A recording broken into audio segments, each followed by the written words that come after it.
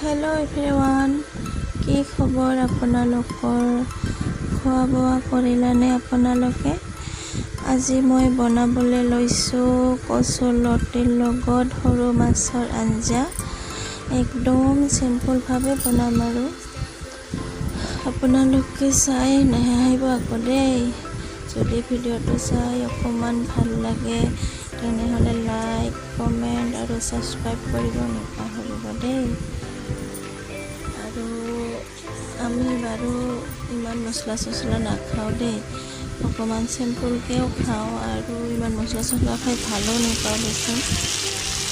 আৰু তাৰমানে আমি আঞ্জা বনালে তাৰমানে আধা হাতমান জোলেই আগত দিব লগা হয়, কাৰণ মাইনা যিহেতুকে জ্বলা খাব নোৱাৰে, তাৰ কাৰণে যিহেতু আঞ্জা নমাই ৰাখিব লাগে।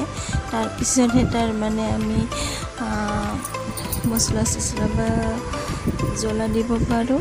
তাৰপিছত শুকাই কিনে অকণমানে কৰোঁ বাৰু, এনেকুৱা নহয় যে আধা হাতটোৱে জলদি মানে একদম খাওঁ আৰু এনেকুৱা নহয় বাৰু, কিন্তু কি কৰিবা আৰু।